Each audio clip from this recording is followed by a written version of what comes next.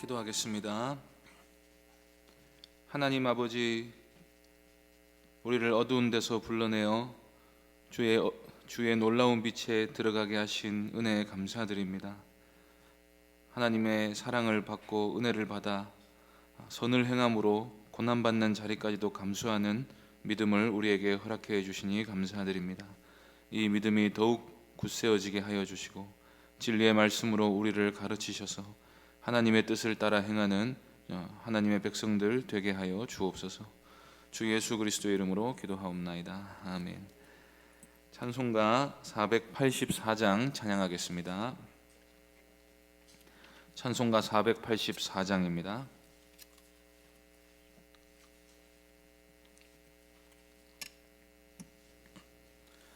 찬송가 484장 함께 찬송하겠습니다. 내 맘에 주여 소망 되소서. 주 없이 모든 일 헛되어라. 밤에나 낮에나 주님 생각, 잘 때나 깰 때 함께 하소서. 지혜의 주여 말씀으로서 언제나 내 안에 계십소서. 주는 내 아버지 나는 아들. 주 안에 내가 늘 함께하네. 세상의 영광 난 보여도 언제나 주님은 나의 기업. 주님만 내 맘에 계시오니 영원한 주님 참 귀하셔라. 영원한 주님 내 승리의 주. 하늘의 기쁨을 주옵소서. 어떠한 고난이 닥쳐와도 만유의 주여 소망 되소서. 아멘. 하나님 말씀은 아모스 3장 9절부터 15절까지 말씀입니다. 구약성경 1277쪽입니다. 아모스 3장 9절부터 15절까지 말씀입니다. 아모스 3장 9절부터 15절까지 말씀 한 절씩 교독하겠습니다. 아스돗의 궁궐들과 애굽 땅의 궁궐들에 선포하여 이르기를, 너희는 사마리아 산들에 모여 그 성중에서 얼마나 큰 요란함과 학대함이 있나 보라 하라.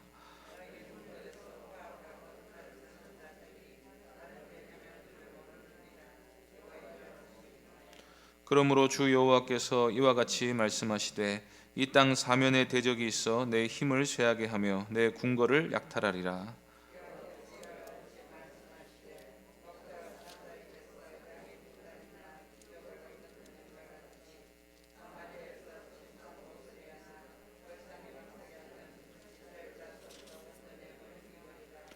주 여호와 만군의 하나님의 말씀이니라. 너희는 듣고 야곱의 족속에게 증언하라.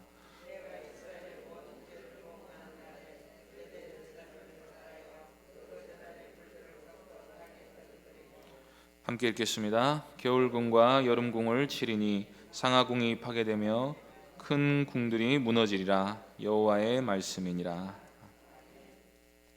이 시간 바른 일 행할 줄을 모르느니라는 제목으로 하나님 말씀 전하겠습니다. 하나님은 신자와 교회를 세상의 빛과 소금으로 진리의 기둥과 터로 세우셨습니다. 교회를 향한 하나님의 뜻은 우리의 거룩함입니다. 그런데 교회가 세상을 닮아버릴 때가 있습니다. 교회가 말씀을 잃어버리고 세상의 가치를 그대로 받아들일 때가 있습니다.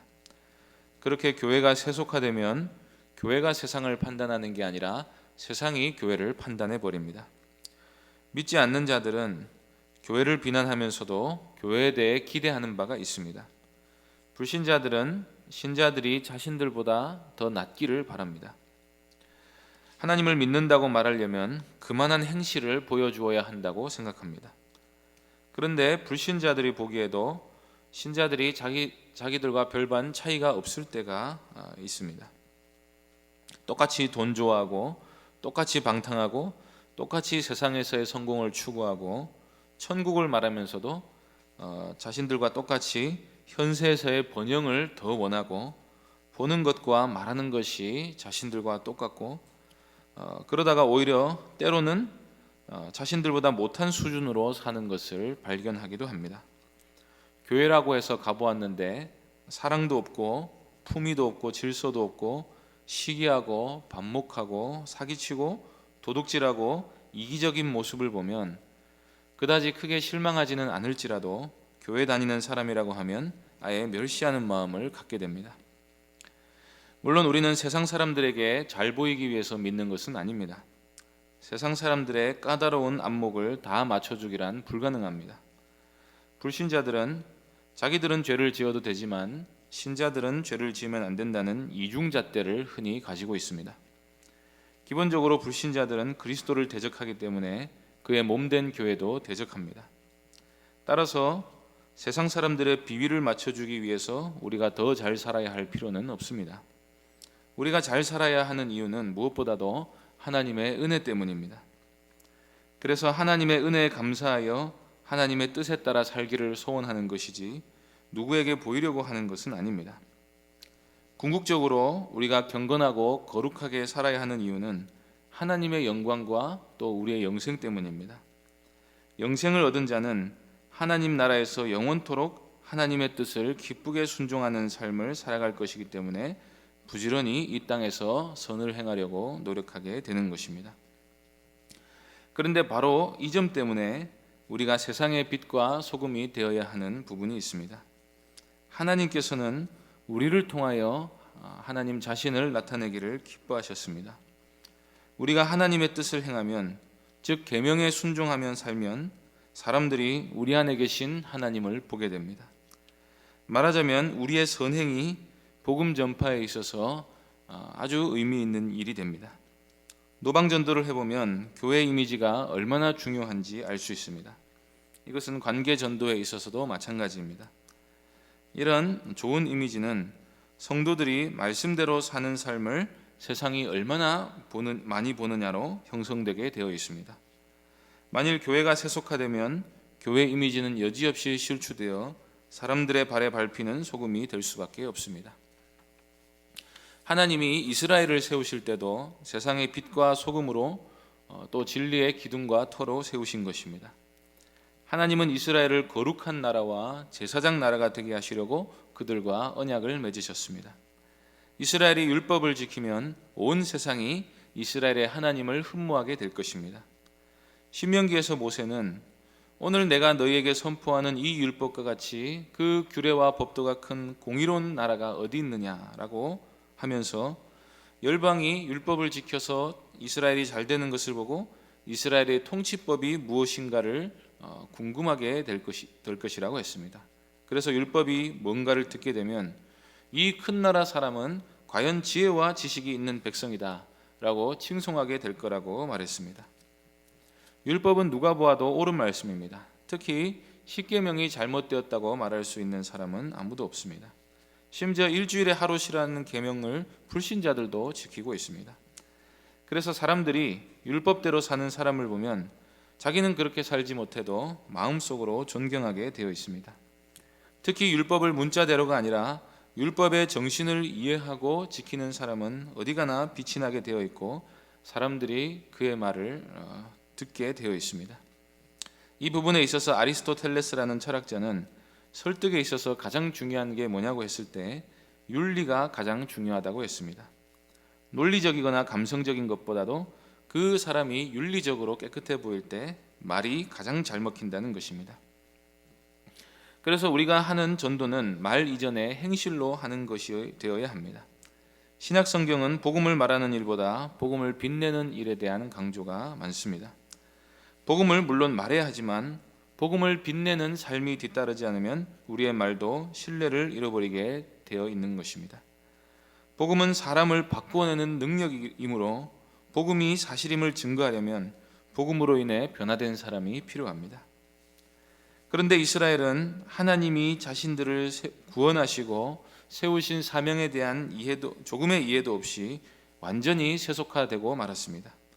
율법의 정신은 온데간데 없고 세상 나라들이 다스려지는 방식처럼 권력자들에 의한 무자비한 착취가 백성들을 향해 일어났습니다.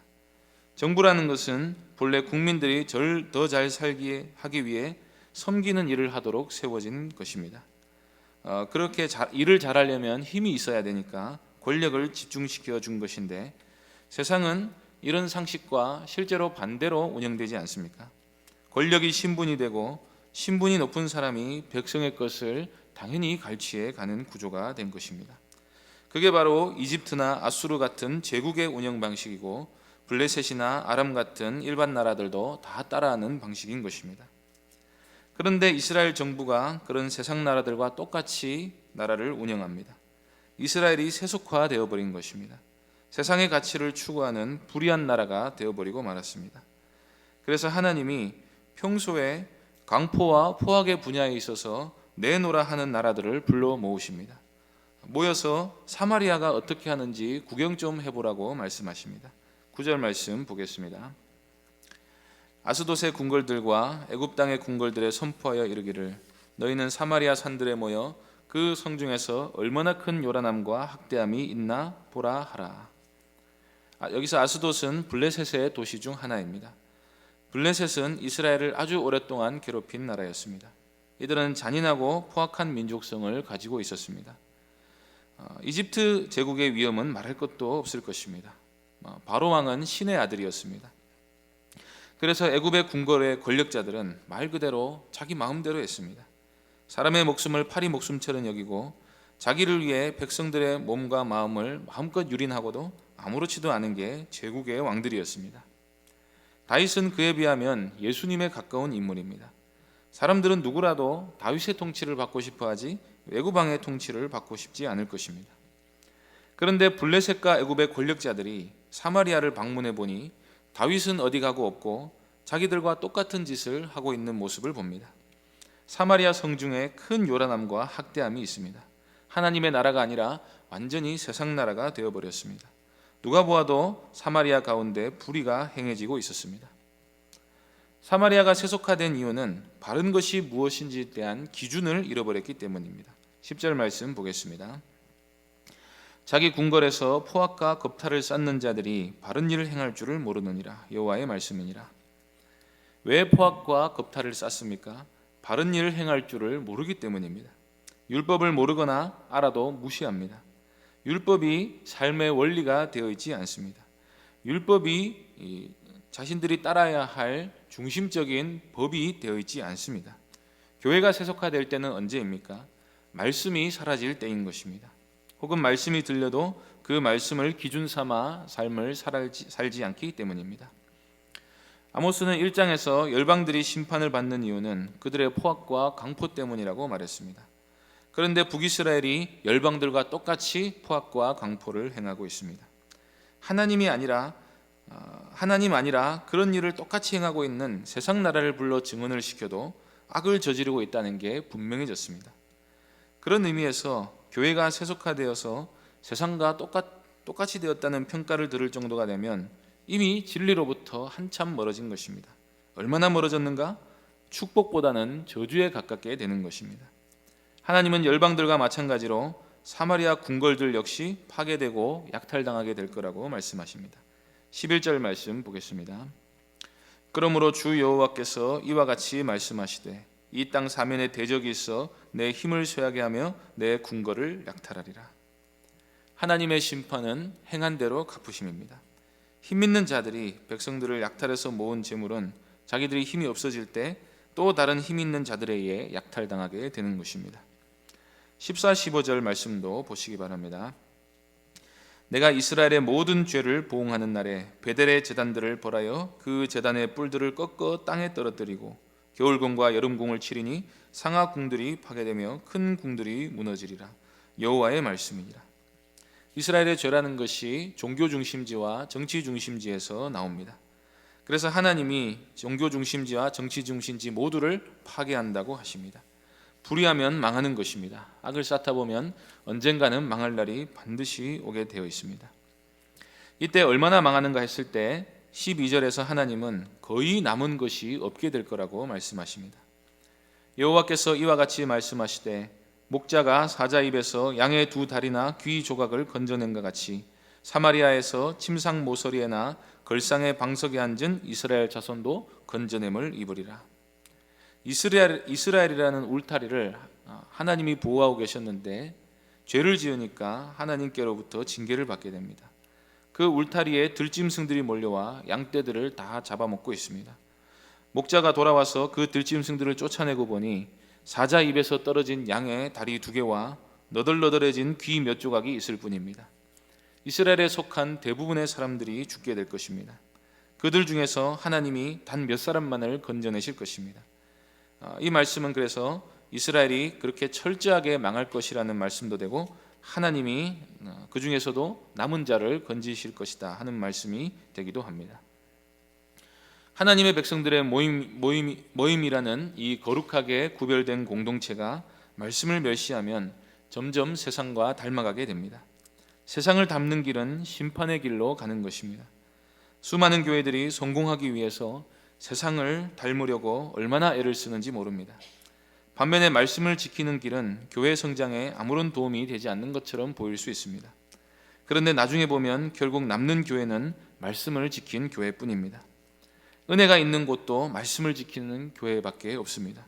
해 아래 새 것이 없고 하나님의 뜻을 벗어나 행해진 모든 자의적인 노력이란 헛되어 바람을 잡으려는 일일 뿐입니다.